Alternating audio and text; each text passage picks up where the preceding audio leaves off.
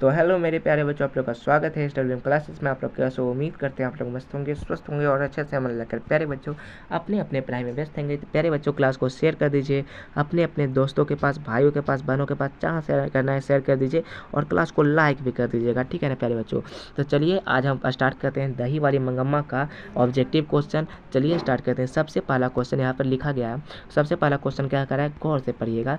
सबसे पहला क्वेश्चन करा है, मंगम्मा क्या बेचती थी? तो मंगम्मा क्या बेचती थी आपको पता है? सर मंगम्मा जो है ना दही बेचती थी। ऑप्शन नंबर बी हो जाएगा, मंगम्मा दही बेचती थी। नेक्स्ट नेक्स्ट कह रहा है दही वाली मंगम्मा की कहानीकार। दही वाली मंगम्मा का कहानीकार कौन है? दही वाली मंगम्मा कहानी का कहानीकार कौन है, यानी कि लेखक कौन है इनके? तो इनके लेखक जो है वो है श्रीनिवास। कौन है? श्रीनिवास। क्या आप बता सकते हैं प्यारे बच्चों श्रीनिवास का पूरा नाम क्या था? सर श्रीनिवास का पूरा नाम जो था वो था मास्ती वेंकटेश अयंगार। क्या था सर? श्रीनिवास का पूरा नाम था मास्ती वेंकटेश अयंगार। मास्ती वेंकटेश अयंगार। मतलब कि श्रीनिवास जी का पूरा नाम क्या था? मास्ती वेंकटेश अयंगार था। मिट गया रे।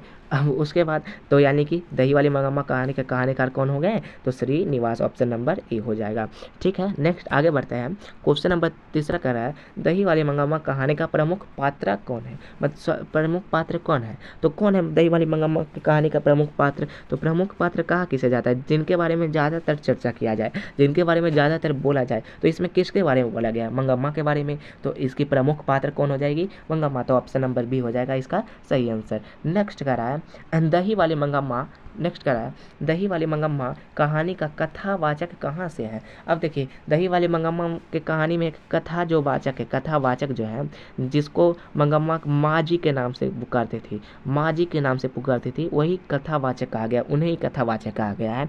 तो वो कहाँ से है, कहाँ की रहने वाली है? तो वो सर बेंगलुरु की रहने वाली है। कहाँ की? बेंगलुरु की रहने वाली है। तो आपको पता ही होगा मंगम्मा दही बेचने कहाँ जाती थी? बेंगलुरु शहर जाती थी और वहाँ ही जाकर के माँ जी को दही देती थी, माँ जी के पास बैठती थी, पान सुपारी खाती थी और फिर दही बेचने निकल जाती थी, है ना। तो यहाँ पर दही वाली मंगम्मा के कथावाचक कहाँ से है? तो बेंगलुरु से है। तो ऑप्शन नंबर सी हो जाएगा, बेंगलुरु। नेक्स्ट क्वेश्चन नंबर 5वां कर रहा है।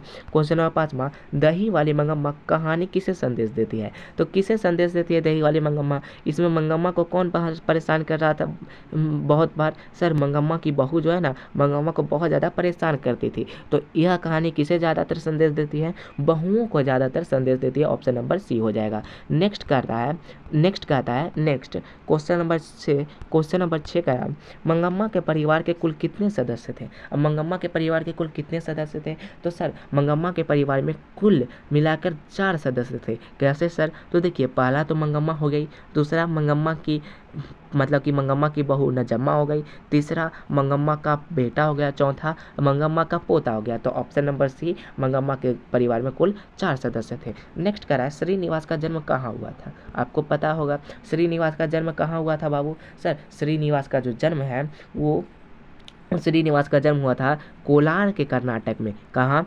कोलार कर्नाटक में उनका जन्म हुआ था, यानी कि कर्नाटक के कोलार में इनका जन्म हुआ था। और कब जन्म हुआ था आपको पता है? कब जन्म हुआ था? सर इनका जन्म हुआ था 6 जून 1891 में। कब हुआ था? 6 जून 1891 में इनका जन्म हुआ था। तो यानी कि आपको पता होगा इनका जो जन्म है कहाँ हुआ था? कर्नाटक में। तो ऑप्शन नंबर डी हो जाएगा कर्नाटक, ठीक है। नेक्स्ट चलते हैं आगे करा है 8वां कथाकार को वर्षों से मंगम्मा कौन सी वस्तु दिया करते थे? अब कथाकार जो है उनको मंगम्मा कौन सी वस्तु दिया करती थी वर्षों से? तो उनके यहाँ दही दिया करती थी, है ना, दही दिया करती थी। तो ऑप्शन नंबर हो जाएगा डी, उनके यहाँ क्या दिया करती थी? दही। और उनके यहाँ भी पूछेगा अगर एग्जाम में कि मंगम्मा अपना पैसा कहाँ रखती थी? तो माँ जी के पास। किनके पास रखती थी? माँ जी के पास अपना पैसा रखती थी, यानी कि कथाकार के पास अपना पैसा मंगम्मा रखती थी। नेक्स्ट कह रहा है मंगम्मा की बहू का नाम क्या था?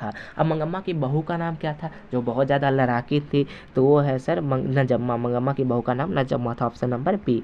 नेक्स्ट कह रहा है दही वाली मंगम्मा किस भाषा से रचित कहानी है? अब दही वाली मंगम्मा किस भाषा से लिया गया है? आपको पता होगा दही वाली मंगम्मा जो है ना सर वो कन्नड़ भाषा से लिया गया है, कन्नड़ भाषा से लिया गया है। अब कन्नड़ से इसको हिंदी में हम जब पढ़े हैं तो हिंदी में कौन किए हैं आपको पता होगा? आपको पता है ना? आपको पता है कौन किए हैं? सर बी आर नारायण ने किए हैं, B R Narayan. B R Narayan ने इसको हिंदी में किया है। तो दही वाली मंगम्मा किस भाषा की कहानी है? तो कन्नड़ भाषा। कैसी भाषा? कन्नड़ भाषा की कहानी। ऑप्शन नंबर सी हो जाएगा। नेक्स्ट कह रहा है 11, क्वेश्चन नंबर 11, दही वाली मंगम्मा कहानी का हिंदी अनुवादक कौन है? देखिए आ गया वही क्वेश्चन, दही वाली मंगम्मा का हिंदी अनुवादक कौन है? तो option number A B R Narayan जो है वो दही वाले मंगम्मा के हिंदी अनुवादक हैं। नेक्स्ट, रंगप्पा कौन था? अब देखिए आ गया रंगप्पा। अब रंगप्पा कौन था? तो देखिए हम बता देना चाहते हैं जो रंगप्पा है वो मंगम्मा के गांव का एक बहुत बड़ा जुआरी था। अगर जुआरी रहेगा तो वहाँ पर जुआरी ऑप्शन में मार दीजिएगा। रंगप्पा जो है वो जुआरी था मंगम्मा के गाँव का। और ये भी कहा जाता है जो मंगम्मा के गाँव का जो रंगप्पा जुआरी था प्यारे बच्चों, वह ये भी कहा जाता है किसी बुक में कि वह मंगम्मा से शादी करना चाहता था, विवाह करना चाहता था, या फिर दूसरा बुक में और लिखा हुआ था कि वो मंगम्मा का मतलब कि मंगम्मा से पैसे उधार लेना चाहता था। क्या? वो मंगम्मा से पैसा उधार लेना चाहता था। तो यहाँ पर ऑप्शन दिया गया है रंगप्पा कौन था? ऑप्शन ए है मंगम्मा का पुत्र था, ऑप्शन बी है नजम्मा का भाई था, ऑप्शन सी है मंगम्पा का पुत्र था, या ऑप्शन डी इनमें से कोई नहीं। तो ऑप्शन नंबर डी हो जाएगा इनमें से कोई नहीं, है ना, क्योंकि रंगप्पा था जुआरी, रंगप्पा था जुआरी। ठीक है ना। नेक्स्ट करा है अब next question number 13, question number 13 करा है मंगम्मा एवं नजम्मा के बीच झगड़ा मिटाकर अच्छा संबंध स्थापित करने का माध्यम कौन था? यानी कि मंगम्मा और नजम्मा के बीच जो झगड़ा हो रही थी उसको मिटाकर अच्छा संबंध किसने स्थापित किया?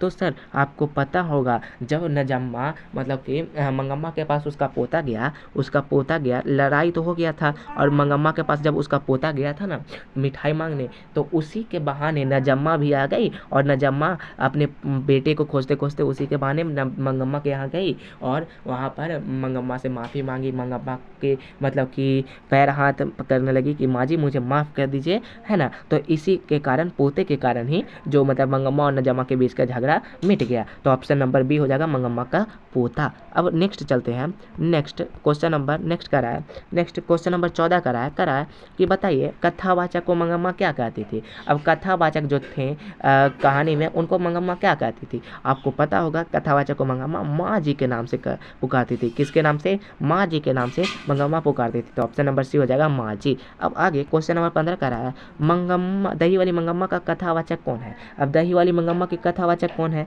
ऑप्शन ए है शिक्षिका, ऑप्शन बी बेंगलुरु की एक संभ्रांत महिला, ऑप्शन सी एक कलाकार, या ऑप्शन डी इनमें से कोई नहीं। तो इसका हो जाएगा ऑप्शन नंबर बी, जो बेंगलुरु की है, माँ जी बेंगलुरु की है, बेंगलुरु की एक संभ्रांत महिला थी। ऑप्शन अब आगे क्वेश्चन नंबर 16 है।